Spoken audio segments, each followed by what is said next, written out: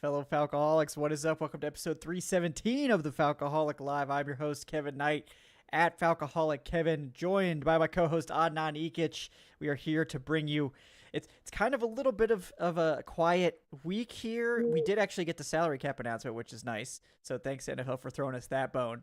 But, yeah, kind of a little bit of a slow period here before the combine. Free agency hasn't quite kicked off, but still some things to cover.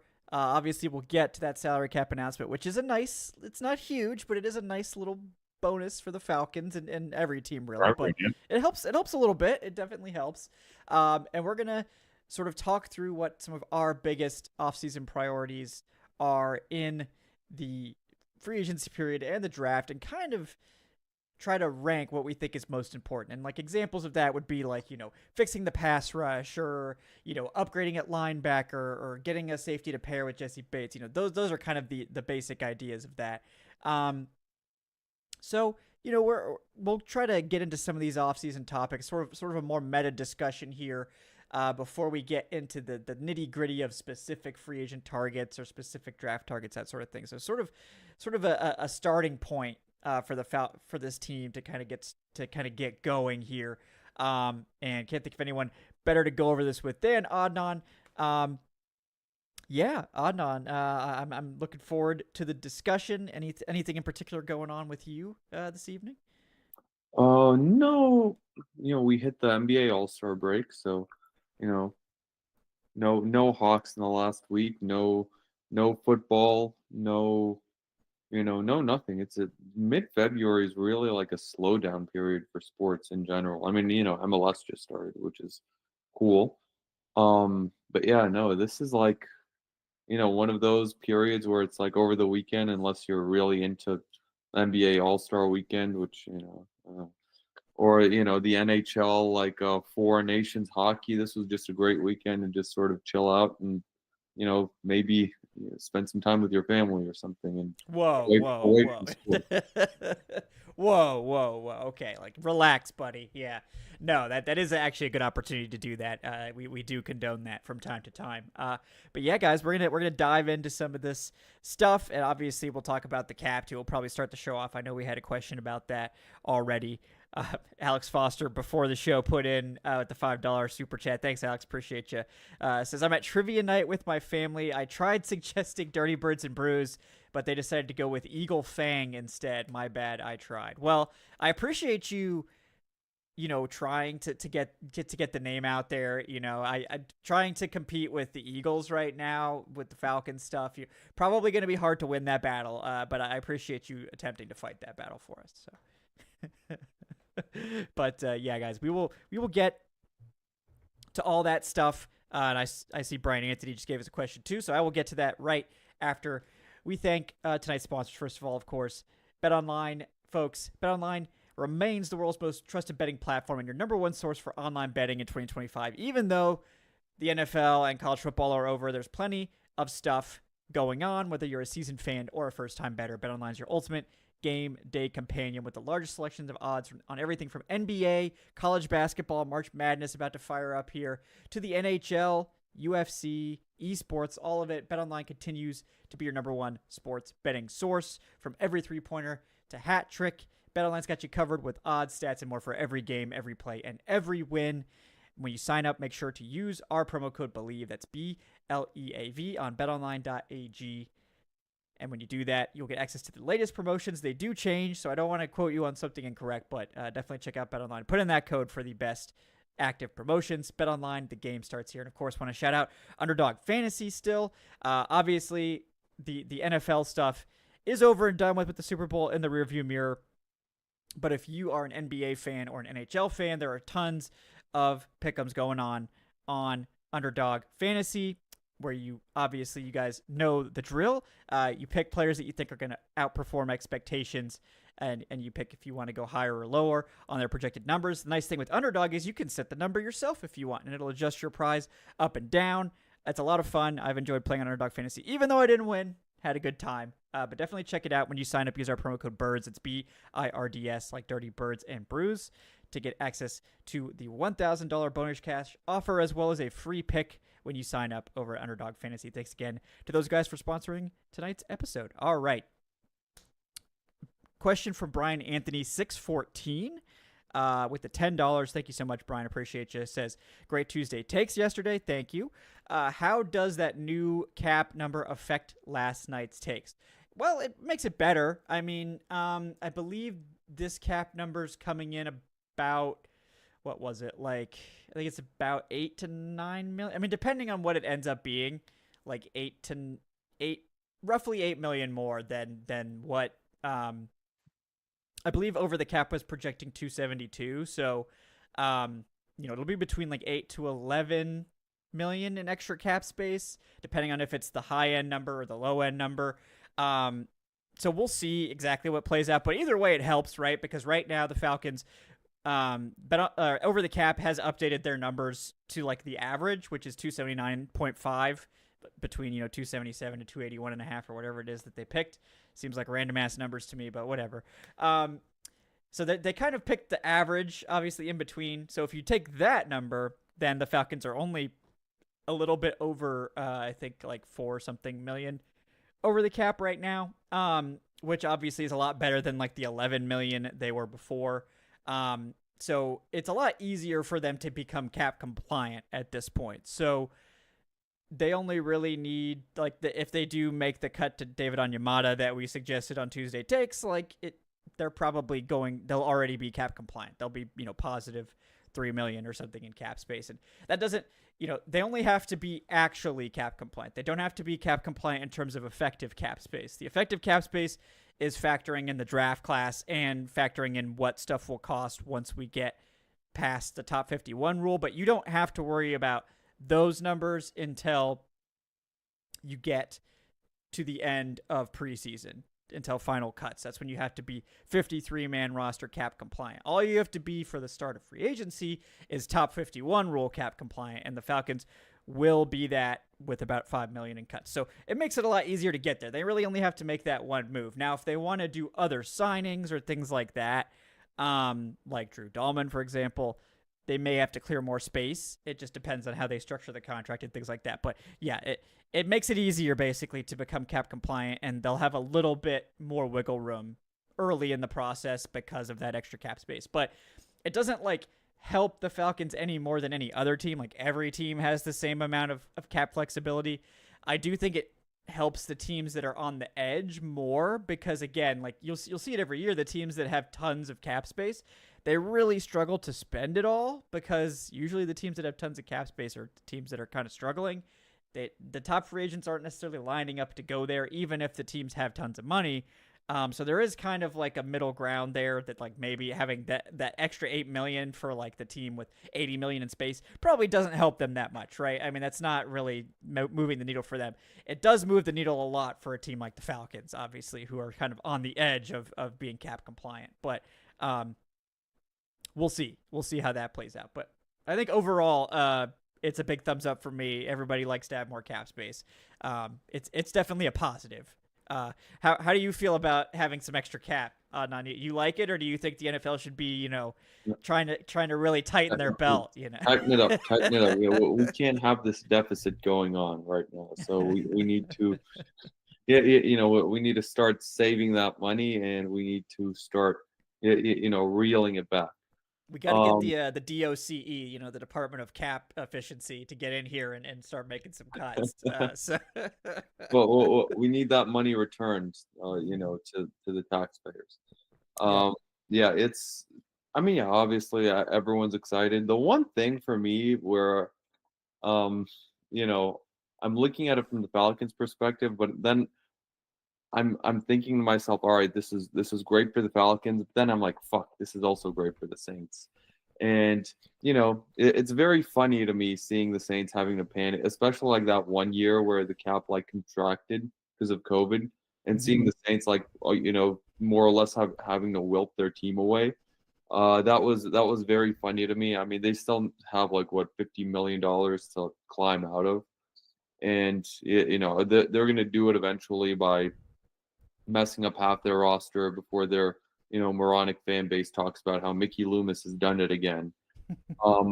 but that's a conversation for about a month from now. But yeah, I'm sure every team, every general manager woke up to that announcement, or when they were given that announcement, uh, very, very happy and very satisfied that, yeah, I mean, we have a few million more to play with. Yeah, yeah. So it's never a bad thing, in my opinion, but it does kind of help everyone the same, right? It doesn't, like the Saints also benefit, so it's kind of one of those things where it's like, don't love that it helps the Saints, but it does also help the Falcons. So hey, you just have to take those. But I know Robert Kelly asked about releasing Kirk Cousins. Yeah, like it doesn't really matter what other teams do with regards to Kirk Cousins. If we released him, like if we cut him, the only way to do it would be to do it post June 1st if you're going to cut him. That's the only way to make that like feasible, which is the only way they would actually do it.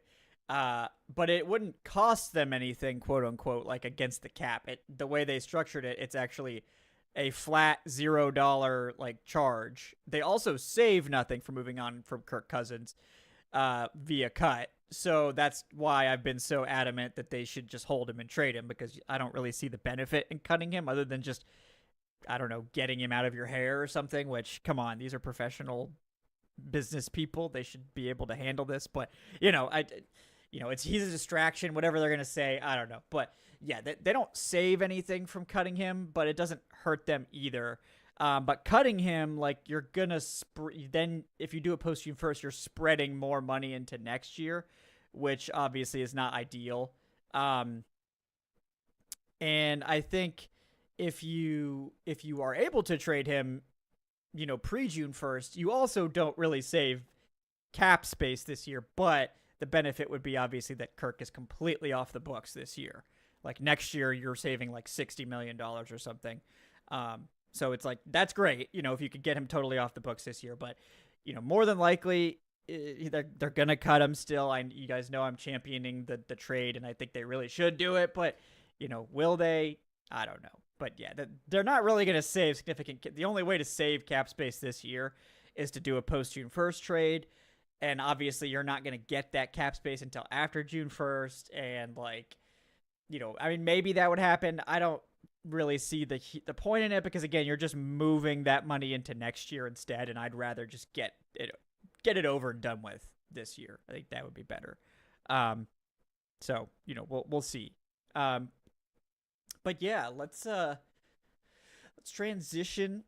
Just to clarify, guys, the cap, for those that are just joining us, the cap is going to go up even from initial projections. It'll be between 277.5 million to 281.5 million. They're still negotiating with the NFLPA, like a fine detail sort of thing to determine where in that range it will fall.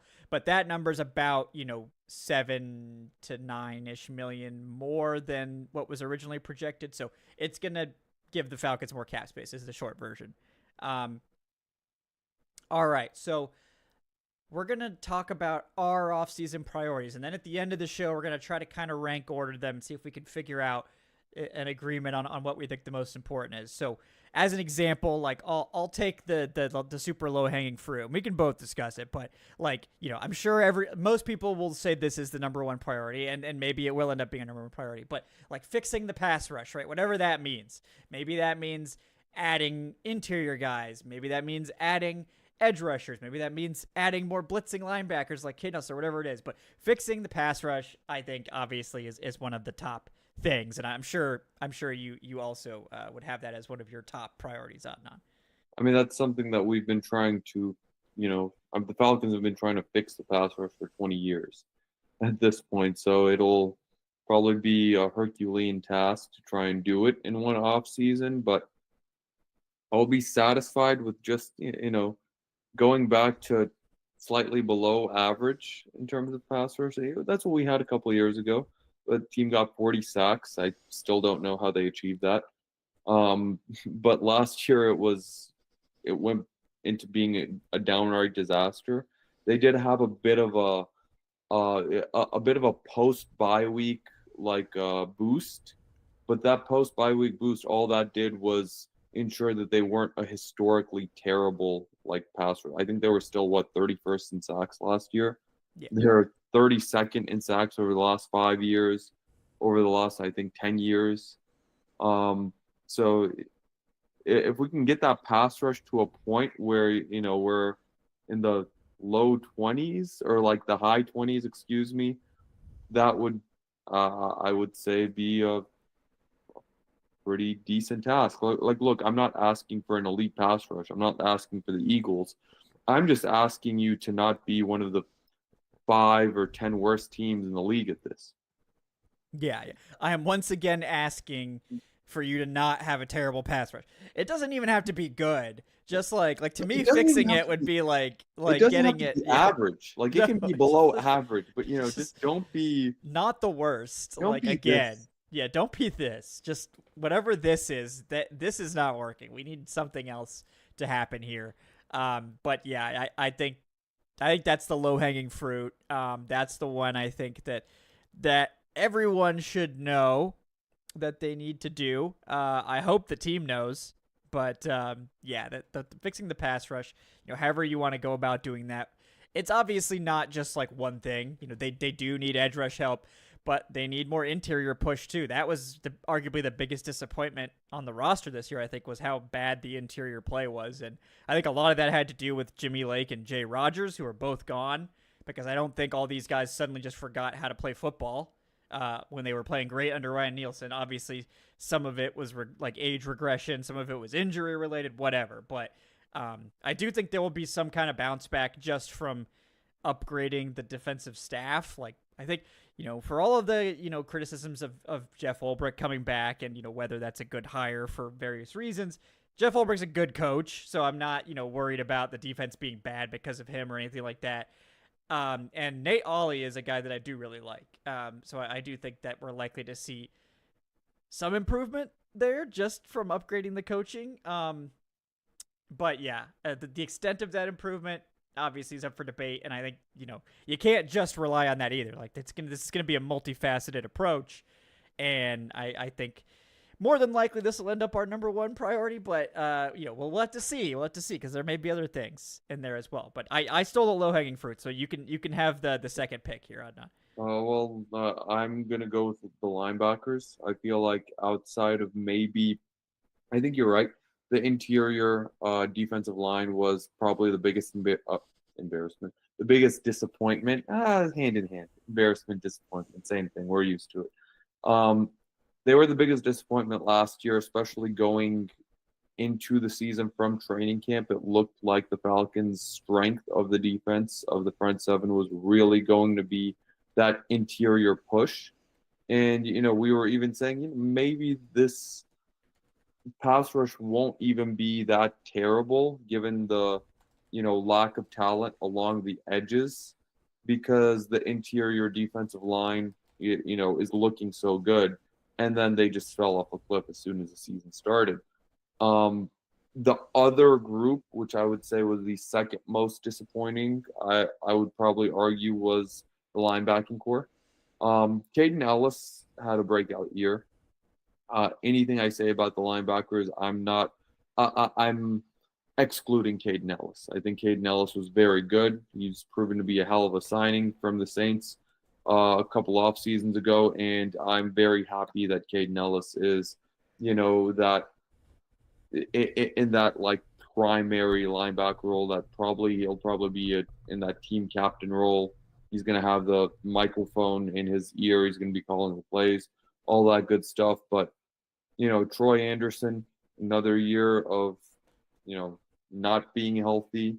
And when he was healthy, I think he had that really good half against the Saints. And outside of that, it's just been, disappointing, to say the least, especially as a second rounder. Nate Landman, very disappointing year as well. He was battling injury, did go on IR early in the season, came back after 4 games. But, we sort of had some decent expectations of this linebacking trio. And, only one of them sort of lived up to those expectations, even exceeded them. We don't know what we have in J.D. Bertrand. we have hope. Hopefully he can be, a standout player, and hopefully he can be what we saw him be at Notre Dame. But I think this team needs at least one more, starting level linebacker, high level linebacker, because I just don't trust going into the season with either Anderson or Nate Landman in that starting role.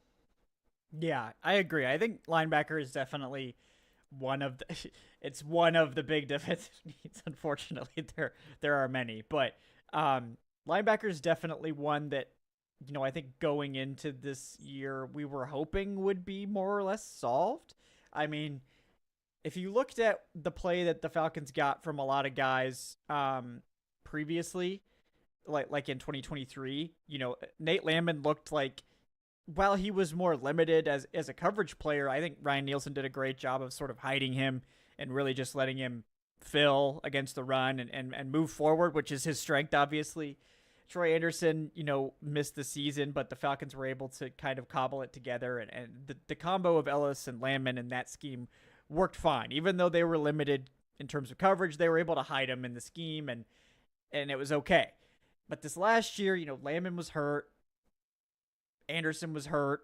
We saw it's just so unfortunate because it's like feels like every time Anderson's on the verge of breaking out, like we saw the breakout game happening against the Saints, he gets hurt, and it's like, yeah, he gets hurt on special teams late in the fourth quarter. It's like, wow, what a waste.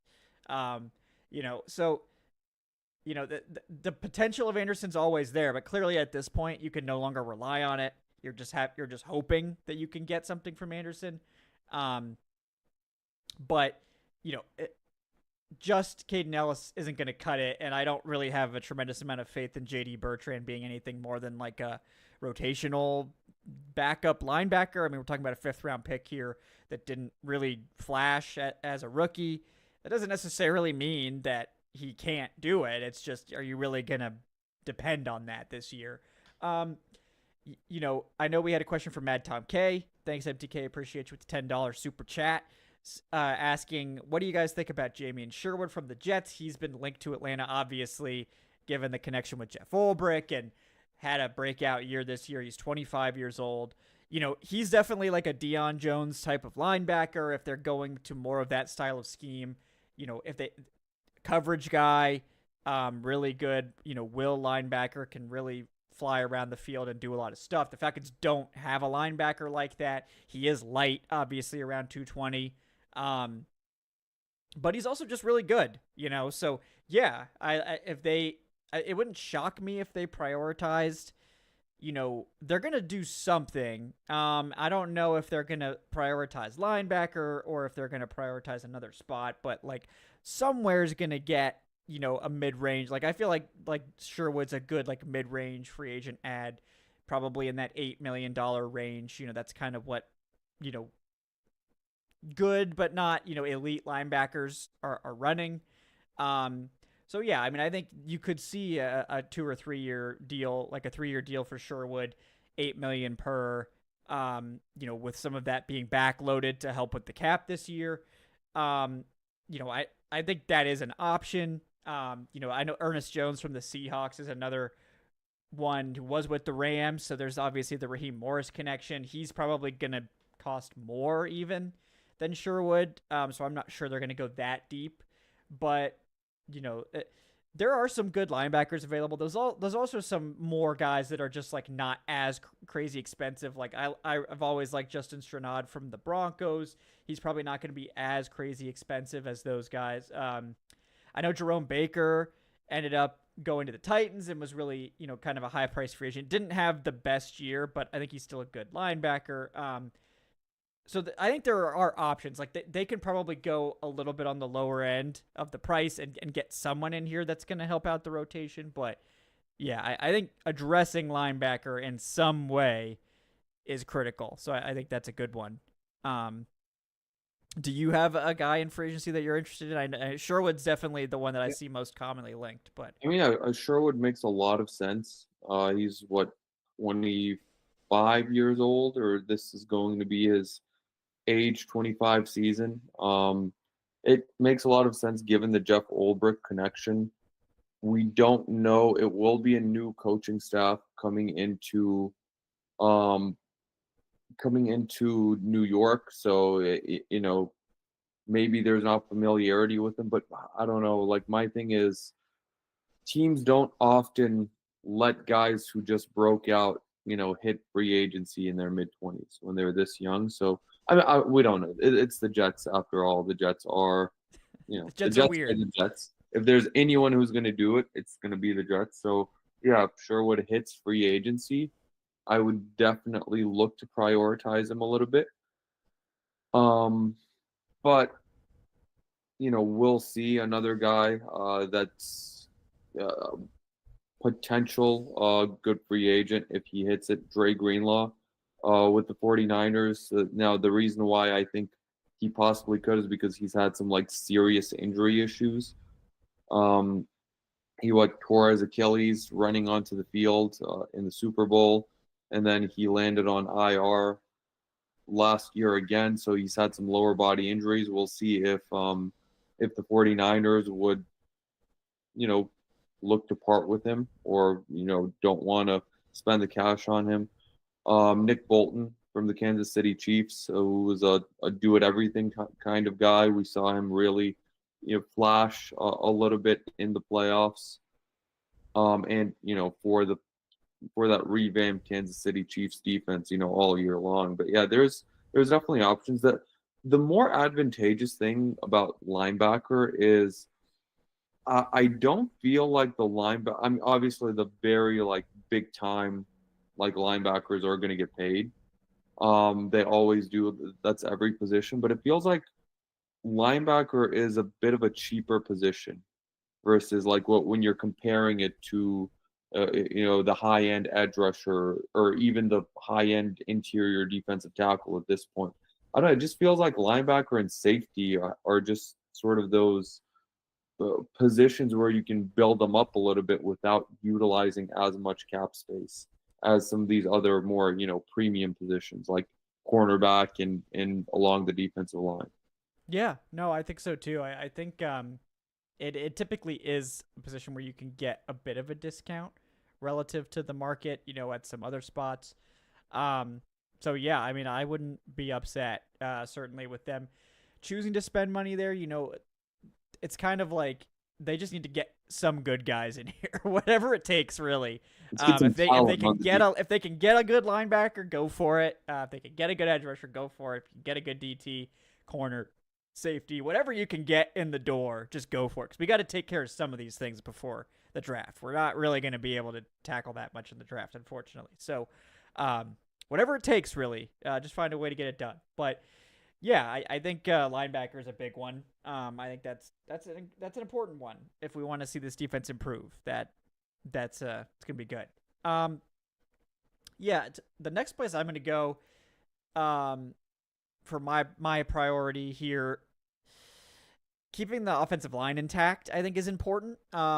And obviously that means Drew Dahlman, like re-signing him. I think that's probably the first domino that we're gonna see fall this offseason. I don't think they're gonna like risk him hitting the market or anything like that. With the news that the Chiefs aren't gonna tag Trey Smith, that should help because teams will be focusing a little bit more on him as an interior option as opposed to just kind of Drew Dahlman at the top.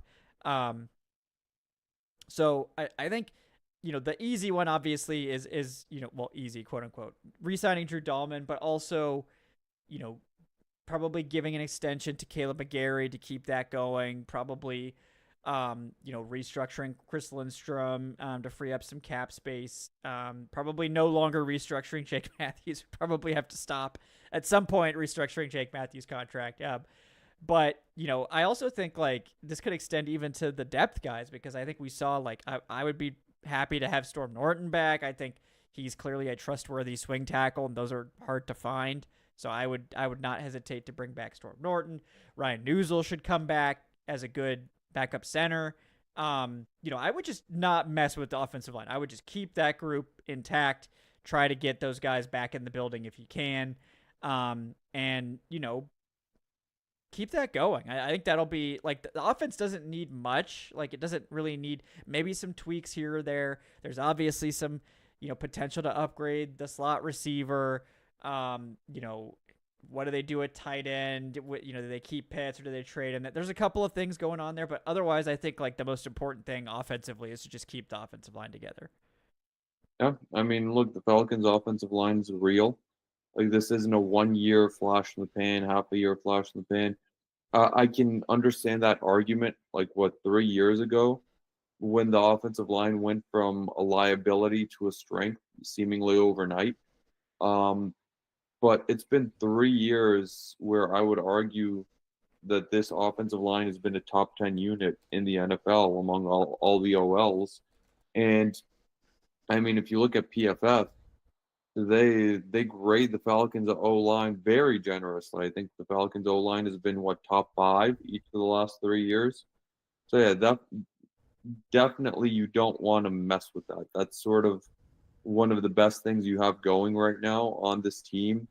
Obviously, it'll be more important than ever with Michael Penix taking over. We know that Penix is a young quarterback. Sure it's not going to be his rookie year, but it might as well be. He's only played in a few games. He was barely practicing with the ones, or he wasn't practicing with the ones at all until like week 15, which is another, conversation entirely.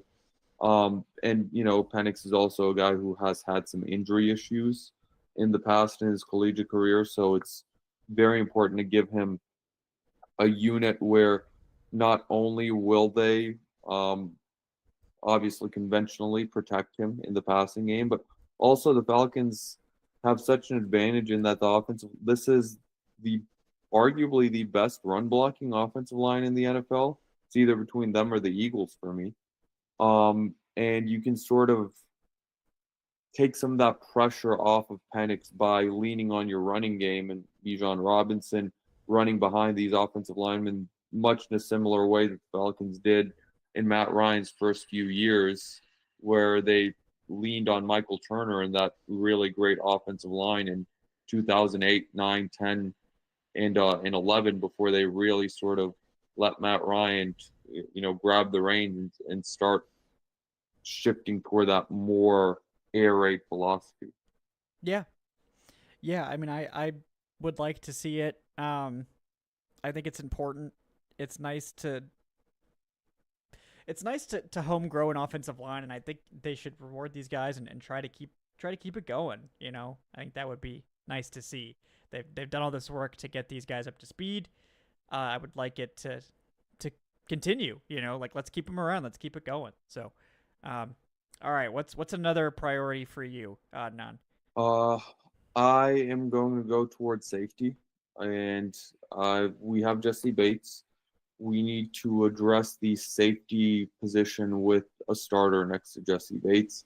Now, that could mean bringing back Justin Simmons from last year. I think it will depend on, a dollar amount. I'm sure, you know, Simmons wasn't bad. He wasn't terrible, but I'm sure the fan base had higher expectations. You got solid play, around average play from Simmons, which was, was definitely an upgrade over Richie Grant. But I don't think anyone really feels confident in the team going into next year with DeMarco Hellams as the starter. I like Hellams as, a depth piece, as the backup safety who can come in and give you a few snaps here and there, or even give you a spot start if need be. But I think right now a duo of Bates and Hellams is not really going to get it done in the secondary. And, if not Simmons, there are a couple of guys in free agency. There's Cameron Bynum from the Minnesota Vikings. The bigger name from San Francisco is Hufanga, who's also a guy who probably doesn't have much business hitting the free agent market, but just like Greenlaw, probably might, given his injuries over the last couple of years. So that's another case where maybe. And man, San Francisco's had some injuries to some key players, like Yeah. especially last year. Like you could talk about a snake bitten season. Right. But yeah, definitely, I feel like safety is a position of a bit of concern next to Bates if you do let Simmons go, and it could mean just bringing back Simmons on a short-term deal and just running it back, but you can't lose Simmons and just go into it with Helms. Yeah. No, I agree. It's I think they want Helms to be part of three safety sets, and they want him to be kind of a big nickel presence for them that they just didn't have last year. But I don't think you're really wanting him to start. I think you're okay with him as your third safety. You're happy with that. But they do have to figure something out. Justin Simmons was disappointing relative to expectation, but he was an average starter, and that's fine. Obviously, you hope for more when you're paying $7.5 million, but if he was willing to come back for more to like 3 to 4, you're probably okay with that, and you'd think maybe with a better scheme, that he could give you a little bit more. But again, I don't know if they're gonna if he's probably not gonna want to come back. Like the vibe I'm getting is that Simmons and Judon were not happy with their utilization here. So, we'll see. But this is a robust like safety class. I mean, there's a ton of guys out there. Trayvon Merrick is one of my old draft crushes from years ago with the Raiders. He's one of the best run defending safeties in the NFL. So he could be someone if they're looking for more of like a strong safety box guy. He's fine in coverage. He's not, Jesse Bates or anything, but that could be a good, depending on what they want to do with their safeties, he could be an option. You mentioned Bynum. He's a good option. You really want to aim for the stars. There's Javon Holland possibly. Yeah. Yeah. Kind of don't think. Falcons, correct their mistake of taking Grant, a few years ago and trading back and taking Grant. But, that's one of those where if it was the last year or two, maybe, but cash is going to be a lot more strapped compared to the last couple of seasons. Yep. Richie Grant's time is done, it appears. Crimson Huntsman, thanks for being a member, Crimson. We appreciate you. Says, wouldn't mind bringing back Simmons and then drafting another safety to succeed Simmons. Hope we can see more Helms next season. Yeah, I agree. I mean, I think they're definitely going to try to draft a safety. I thought they should have drafted one last year too. But this is a good class, so I could see them being like, okay, we're going to add someone in free agency here because this is a deep class. We got guys we like. Like you mentioned Hufanga, like definitely like you're not going to be able to buy super low because people have seen how good he is when he's healthy, but will be cheaper than he could be given that, he is coming off 2 injury seasons back to back. He's also 25. So like, there's plenty of upside there still. So like I wouldn't be shocked. And he's also more of that strong safety guy to pair with Simmons on the back. So that wouldn't shock me. If the Ravens don't put any sort of RFA tag on Ardarius Washington, I think he's interesting. We saw how critical he was for the Ravens down the stretch. There's definitely a lot of names in this class. A lot of potential Falcons reunions. DeMonte Casey's a free agent. I didn't realize this, but apparently Jalen Hawkins played like over 50% of the snaps for the Patriots this year. So shout out to Jalen Hawkins, who's a starter for the Patriots. Hey, who would have thought? Yeah, good for him. And Isaiah Oliver, they have him listed as a safety. He's a nickel corner, but he played 50% of the snaps for the Jets. So if you're talking about Jets reunions, that's probably going to be more like to play the slot. But not Jalen Hawkins, Isaiah Oliver could potentially come back as more of like a cornerback thing. Which does kind of lead into my priority actually, which is slot corner needs to be fixed, especially if they're going to like keep doing this like nickel like 80% of the time thing that they've been doing. Like you can't have a bad slot corner if you're going to play that much nickel. I'm sure they're aware of this. At least I hope they are. This is such an important need, I think, that it could lead to them prioritizing someone like Jahdae Barron, who like to me is one of the best like secondary players in the draft. So to me, like I don't have a problem taking Jahdae Barron at pick 15 because I think he's worthy of that selection.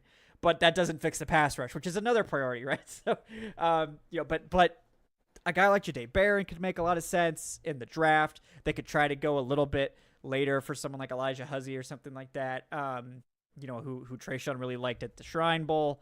Not like a ton of slot corners in this draft. A lot of obviously some of these outside guys are going to convert to the slot in the NFL. But we mentioned Isaiah Oliver as a potential option. Ardarius Washington from the Ravens can play slot and safety. I obviously Malachi Starks from Georgia. He's now going to be probably available. It seems like he's going to be available at 15, maybe even after a trade down. He played a lot of slot and safety, so again, that could be like a, address multiple needs sort of thing. There are a number of guys. There are definitely some, free agents too. You sometimes can get some discounts, on slot corners in free agency, but that has sort of evaporated over the years. It's no longer like, oh, you can just pay nothing for a slot corner. Nobody cares. That's not really the case anymore. Like, they are getting paid more in line with their importance now. But it's still not like prime outside corner money, but it is certainly improving. But given that the Falcons probably have to bring back Mike Hughes as well, my guess is they're probably going to look to the draft for slot corner, or maybe go for like an Isaiah Oliver or like a hybrid safety guy that can fill multiple roles. But how important is slot corner on your list, Adnan?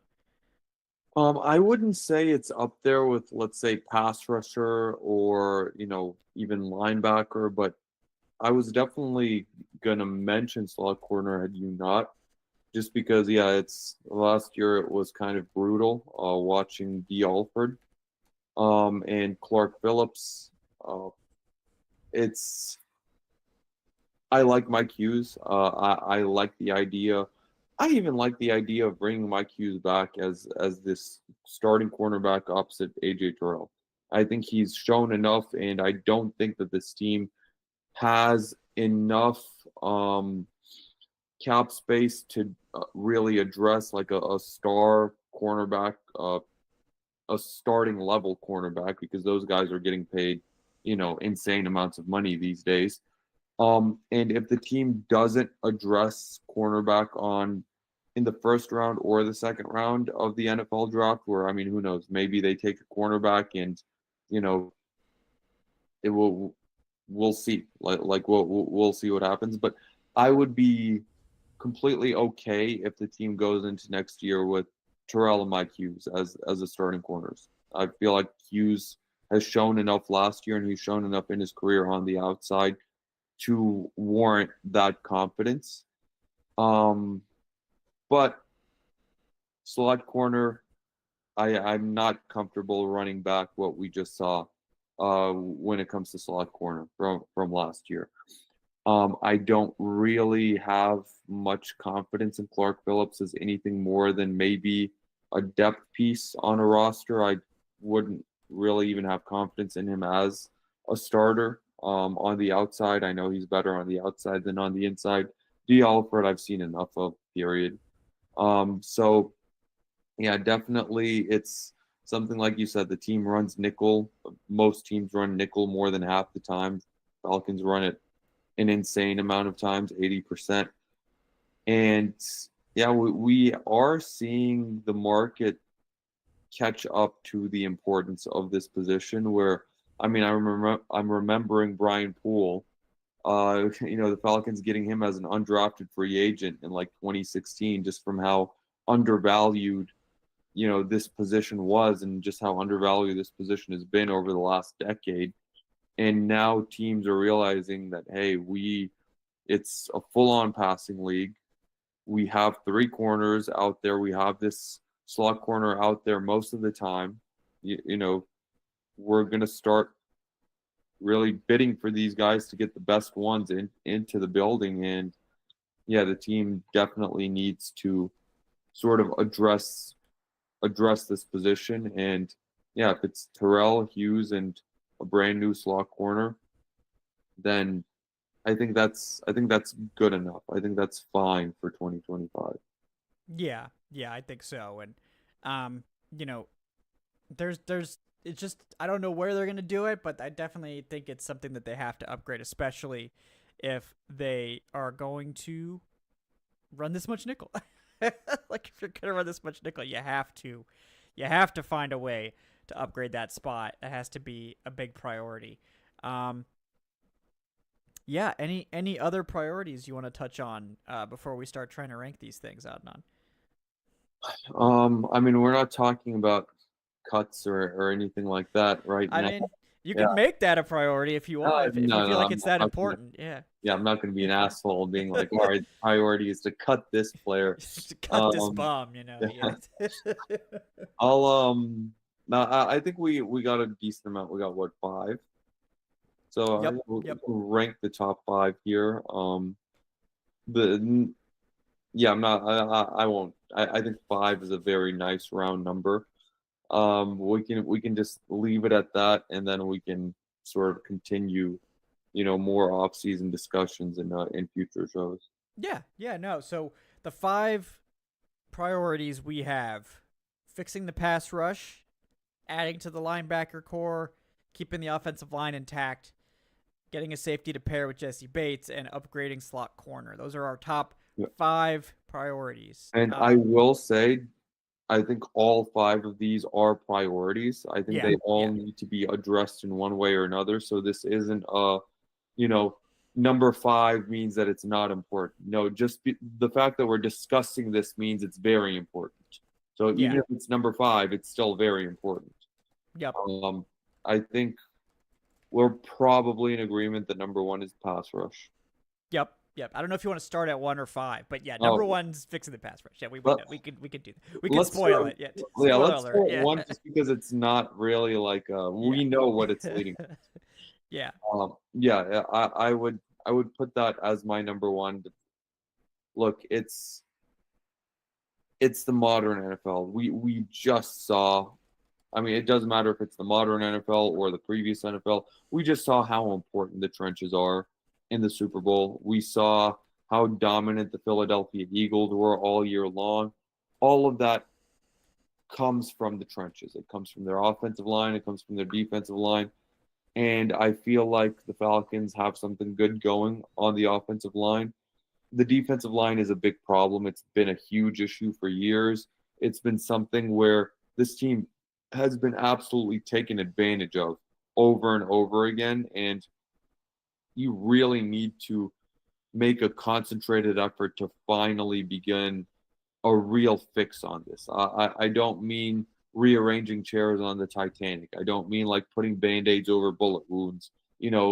Whatever other saying there is out there, like you need to actually start addressing this in the long term, and whether that means shelling out money for a good edge guy, or maybe even finally drafting one, with a day one. Whoa. Whoa. Whoa. Uh, I mean, it's no skill position player, which I know that Terry Fontenot loves, but maybe here's a thought: how about we actually start looking at the guys that go after the passer? But yeah, I think Yeah. far and away this is number 1. And ironically, I feel like if we did this show each of the last 10 years, this would be number 1 on every one of those shows at this time of year.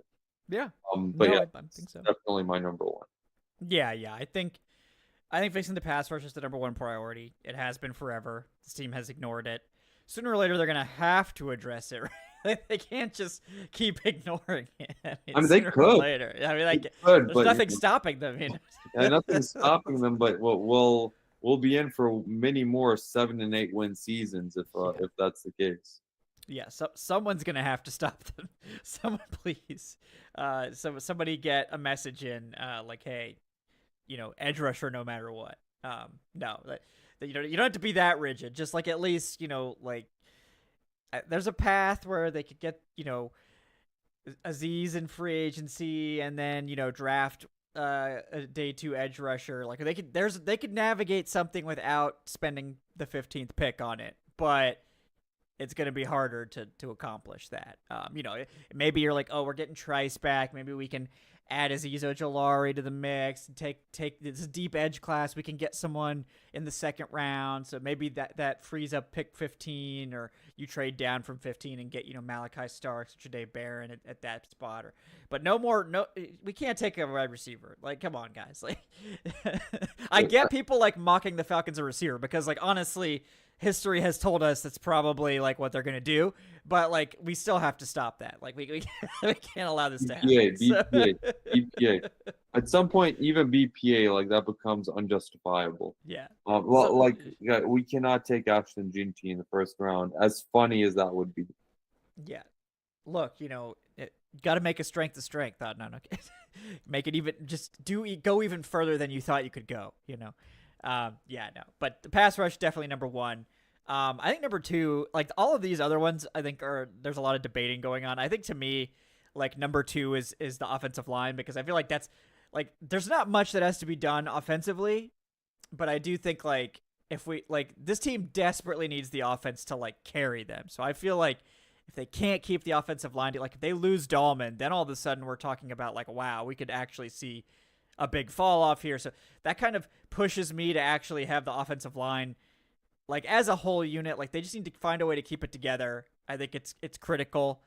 Not as critical as the pass rush, because like I feel like maybe you'd be okay with Newsel, maybe you could get through, but there's not really a lot of viable options to replace Dahlman, like in free agency or the draft. It's kind of why Dahlman's so valuable this year. But yeah, what do you think about that being number two? I mean, I wish you had picked something else, because everyone keeps accusing us of like being too like agreeing too much, and I know it can get annoying sometimes to the viewers, but yeah, that was definitely my number two. And I mean, like, without a doubt, like I've been pounding the table for years. I think since I've been on the show for I don't know, it's been since the Falcons last went to the playoffs. So yeah, it's been a long time. I've been pounding the table for trenches, offensive line, defensive line. I will always say it. I think I've said it about 100 times on this program. I don't care how analytical, how mathematical the NFL gets, how advanced, how modern, how air raid and these ingenious offensive play callers and all that stuff. The game at the end of the day, at its very core, at its very foundation, will always be won by the big guys in the middle, because it does. I mean, we just saw it with the Chiefs. It doesn't matter how good your quarterback is, it doesn't matter how brilliant your play caller is, how good your Hall of Fame tight end is. If you don't give your quarterback time, none of that's going to matter. And if you can't get to the opposing team's quarterback, it just won't matter. Like, you can't cover long enough to be successful. And if your quarterback's on his ass after 2 or 3 seconds, it doesn't matter how good he is. The Falcons need to make a very concentrated effort, not just this offseason, but in the off seasons to come, to really entrench those trenches, to really solidify the trenches on both sides. And I mean, you don't really have to. The benefit here is, outside of re-signing Drew Dahlman, you don't really have to do anything other than run it back with the offensive line. I'm sure everyone will be very satisfied for the most part if we run it back with the offensive line. I would like to be, a bit pragmatic in the coming years when it comes to Jake Matthews, when it comes to finding a successor, so you're not stuck with a just an anybody tackle after Jake Matthews does finally slow down and retire. But that's something where I get a team doesn't have the resources now to do that, but they we'll kick that can down the road because we can. But yeah, definitely I think re-signing Drew Dahlman has to be high on the list of priorities. And just keeping this unit intact, keeping this unit together. And it's a big benefit when you have the best offensive line in your division, and when you have one of the best offensive lines in your conference. That's a huge plus. And I feel like it'll be an unforced error if you let Drew Dalman go. Yeah, yeah. I think they can't do it. I don't think they will do it. I think he'll be the one guy that'll be the first domino, I think, this offseason. And, we'll see how they manage the rest of those guys. But I do think keeping that unit together is very, very important. I suspect we'll have different rankings for the final three, though. So I'm curious what your number three It'll is. be good TV. Yeah, Or it it'll, will. Yeah, we won't agree on everything. yeah, What's your number three, though? We got to find out. Yeah. my number 3 is addressing the linebackers. Okay. So we will disagree, but please, Yeah. give me your justification. Yes. I mean, I think that we sort of saw what it means when your linebacking core is a hindrance. I think we saw what happens last year when your linebacking core is not really living up to those expectations, because the team next year, no matter what, barring a miracle, is not going to have a great pass rush. I don't even think they're going to have an average pass rush. It's compounded when your linebackers also are below average, when you're not really getting to the quarterback, because now all of a sudden your front seven is a huge liability. And front seven that's a huge liability. It doesn't matter how much talent you have in your secondary. It doesn't matter. Like last year, we talked about Mike Hughes. I feel like he exceeded any expectations we had last year. I feel like AJ Terrell exceeded our expectations, even though they were lofty after that new contract. I feel like Jesse Bates was the best safety in football, and none of it mattered. The Falcons defense was still one of the worst in the league, and that's because the front seven was so bad.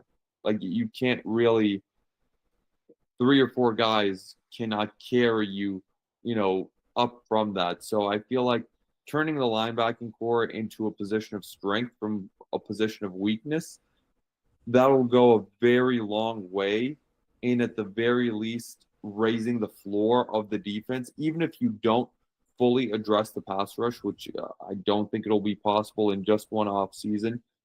If you can, at the very least, address linebackers, which you can address in one off season, that's going to raise your floor enough to the point where, we can look at this team and say, hey, this team, at the very least, actually has a shot at the playoffs and a shot at finally winning this division. Yeah. I think the linebacker group is really important. I think that's my number 4. So I don't disagree with anything that you said. I think that linebacker is absolutely, like, these are all priorities. So, it's sort of like levels of priorities to me. And this is with the caveat that I expect him to play as much nickel as they were playing last year. Maybe that's more of a Jimmy Lake thing and they're not going to do that again, in which case maybe things change. But to me, the slot corner is number 3, because we saw, like, Alfred just get picked on, right? Just constantly. And it's bad. That was just a constant problem in the secondary. It didn't really matter that, like, Hughes and Terrell were playing quite well. It was just like teams would just go after Alford over and over and over again.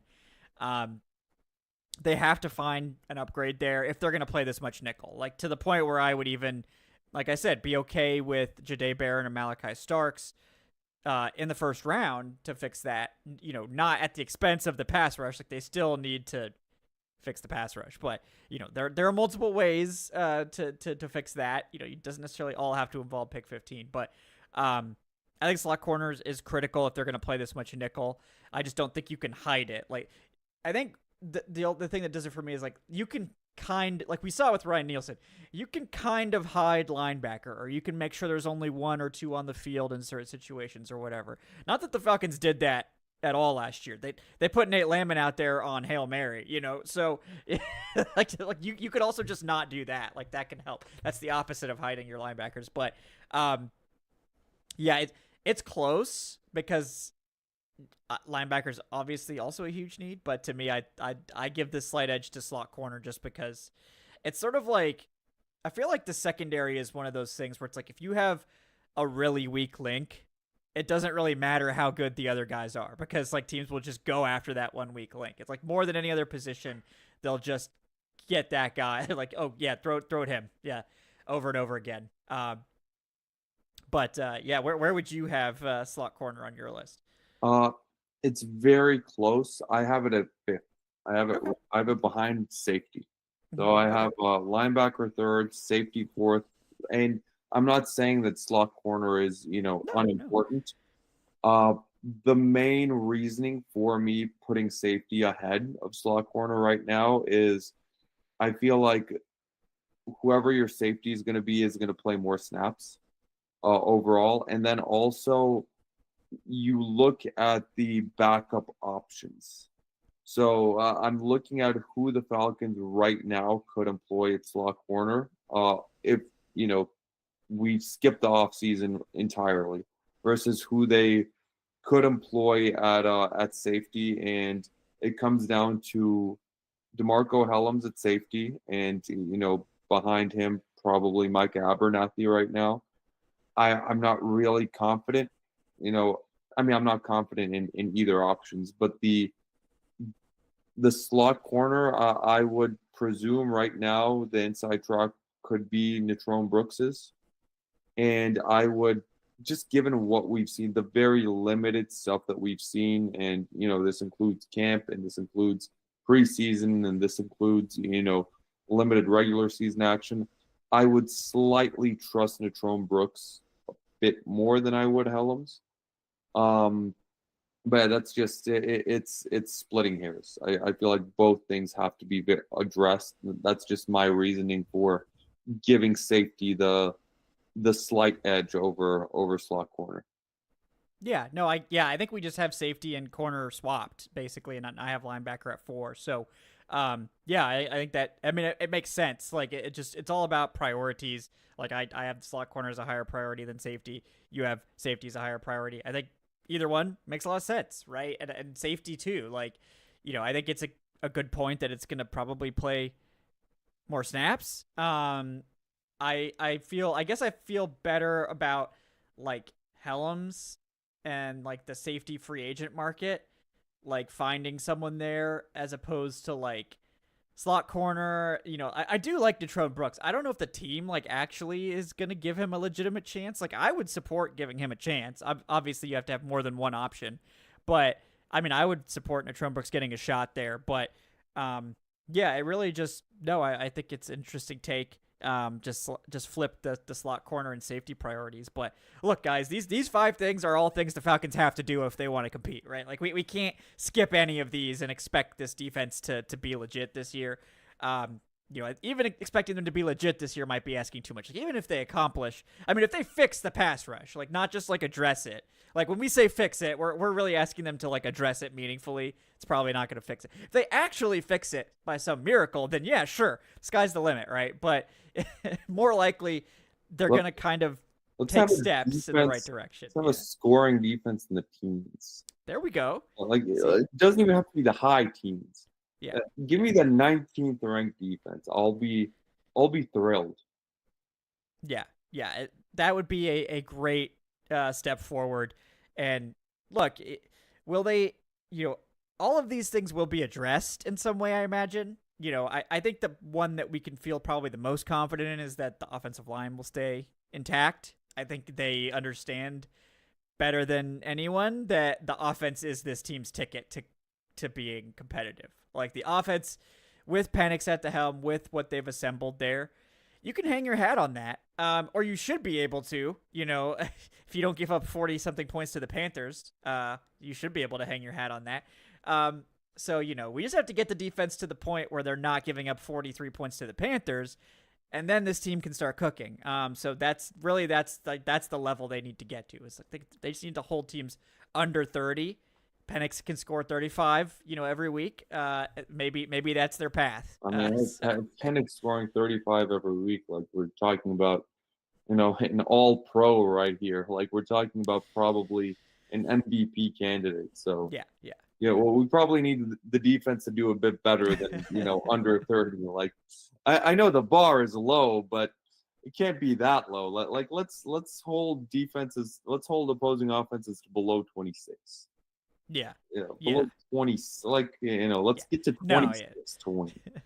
Yeah, no, I don't think even like God mode Penix is really scoring 35. Like even the 2016 Falcons didn't score 30 Yeah. plus per game. They scored close. I think they were like 29 Man, what a points team! per game. I think they were like Great team. 29.9 or Yeah, it was really close to 30. at the time they were a top 10 offense of all time, like statistically. So I do think and I don't feel good about 2025 really. I mean, obviously we had the whole offseason ahead of us, so my opinion could change, but I also didn't feel good about 2016 either after 2015. So I do think there is a chance obviously for this team to win us back, and to I mean, that's exactly what happened in 2020 or in 2016 was they were coming off a really disappointing finish. That team started 5-0 and collapsed to 8-8. 2024, the Falcons started 6-3 and collapsed to 8-9. I mean, so that's the upside, right? Is that you can have a miraculous turnaround the next year. It hasn't happened again since then, or maybe ever before in Falcons history that they've had a turnaround like that. But why not us, right? Why not? But yeah, I think these 5 things. I have a very large list of reasons why not us, but that. Yes. Well, we don't have to talk about that right We'll save now. that for the June pessimism episode when they take another wide receiver in the draft. So, Man, no. what if they do it? What if they take like? What if they did? Like, Look, if it's Tet McMillan, at least I'll be like, well, he is really good, so at least we have that, And then they really are like, no, we're depending on scoring 35 a game, and that's it. Like So, I mean, maybe if they trade Pitts for like a second and a fourth, I mean, I'm gonna have to like galaxy brain it really hard to make it work. But that's you trade Pitts for like a second and a fourth. You take Tet McMillan at 15. And then you have 2 seconds that you spend on the defense, and a third now or something. I mean, I don't know. While Kevin's galaxy braining it, I'll go the route of Occam's razor, and just say that the reasoning is our general manager is very bad. Yeah, look, he's hit on every receiver he's taken, in the draft. So I guess Casey Washington's still up for debate, but so hey, maybe just let him cook. Right. So we're 1 for 1 and possibly 1 for 1. That's 100%. That's 100%. Yeah. Can't miss. Oh God. All right. Hey, he's guys, on every running back too. We're 2 for 2 on those. That's maybe it should be. That's Ash and GT. You said it. That's the way. Yeah, guys. But no, thank you guys for hanging out with us. Let me real quick recap our priorities. So my top 5. We have the same top 2. Adnan and I both have fixing the pass rush, number 1, and keeping the offensive line intact, number 2. Then for me, I had upgrading slot corner, number 3, upgrading linebacker, number 4, and getting a safety to pair with Bates, number 5. Adnan had the linebacker upgrades at number 3, safety at number 4, and then upgrading the slot at number 5. So we had some differences of opinion in the final 3. For those of you that say we agree on everything, okay, 3 of our rankings out of 5 were different. So in this episode, slightly different. Hey, so you can't say that we agree on everything. Right. Also, the chat did throw water over the wide receiver thing. They did mention Frank Darby. So did Fontenot draft Frank Darby? He did draft. God, that was so long ago. I was like, wait. Is this... I remember being on the live watching him draft Frank Darby. That's right. Yeah. Darby never made a 53, man. Darby, well, he did make it, I thought. Not out of camp. Yeah, you're right. Yeah, no, he did. Yeah, he was elevated in both 2022 and 2023, but never actually made it out of camp. He was everyone's favorite teammate, though, so that's got to count for something. Hey, we're spending 6th rounders on moral guys, so yeah. Well, it's a 6th rounder, so I'm not gonna. Casey Washington maybe can redeem the 6th round wide receiver, but yeah. Yup. Well, guys, thank you so much for joining us. These are our top off-season priorities, but we'd love to hear yours. Throw those in the comments. Like, subscribe if you haven't done so already. We really appreciate that. It helps us out. If you want to support the show, you can do that, and also you can donate or join up on Patreon, patreon.com/Falcoholic Live, or at the channel memberships. Also want to thank, of course, our sponsors in BetOnline and Underdog Fantasy for sponsoring the show. Appreciate those guys. We will be back. I will have another show later this week. I'm not sure what the topic will be yet, so I don't wanna like promise something that it won't be, but it'll be off-season related. I can guarantee you that. Yeah, and we'll save the airing of grievances. The airing of grievances episode for this summer. But gotta wait till they approve our credentials, then we'll air the grievances. Oh, after. Yeah. well, I feel like I'm gonna be on thin ice. I've been making some memes over the past few months and tweeting them out. Yeah. But I'm sure we gotta be really careful for the next couple months. Yeah, we gotta tread lightly. So I don't know. We'll see if I'm already on the shit list or not. Yeah. But guys, thank you so much for hanging out with us. He's out on Ikic at Say Which Way. Anything else you want to plug before we sign off? I'm gonna plug the Falcoholic.com, of course. I'm gonna plug Company this man. show. Yep. Company man, of course. Dave Choate has a shock wire to my tied to my ankle right now. So we have to plug the Falcoholic at least once per episode. I have also been reading your guys' hate for my hair at this point. It's a very divisive topic, I assume, but yeah, I'm trying something new. I'm gonna keep growing it out until the Falcons, do something that makes us happy, which, we'll see how long it goes for. It'll probably be as long as Kevin's hair if that's the criteria. Well, yeah, that's tough to match, but we can get there with enough patience. Yeah. I don't know, probably not going to your level of hair. No, I don't. Yeah, that's a commitment. It's like for me that was multiple. How long have you been growing it? I did cut it like maybe 8 months ago, but before I cut it like 8 months ago, I had been growing it since the pandemic. And it was like rock god length for a little while. Like I had to like tie it up multiple ways to keep it from like getting too low. But the rock god hair, it's more inconvenient than anything. So I just went with like long ponytail instead of like rock god length. But it was fun. I'm glad I experienced it, and I like keeping it long. But yeah. I'll give it a try, man. Maybe we'll see come draft night if it's short or if it's a bit longer. If it's maybe in a ponytail, who knows? You got to keep growing it until they draft a pass rusher in the first round. You might hit rock god length. Yeah. I don't know if I can commit to that, honestly. until they get a winning season. No, wait, no, that doesn't work. No. Yeah. Until they make the playoffs. No, that doesn't work either. It's been 7 years, in both those cases. That's like castaway length at that point. So yeah. No, it's some people like it, some people don't. We'll see where it goes. Yeah. Well, we'll see where it goes. It's fun. It's a fun exercise. But guys, thank you for hanging out with us during the quiet part of the off season. We'll have more great content coming your way. Tuesday Text next week. I'll have a show also coming out on Friday. And yeah, guys, really appreciate you. Like, subscribe, leave your comments. Appreciate that too. Until next time, guys, thanks for joining us here on the Falcoholic Live. We will see you on the next one. Have a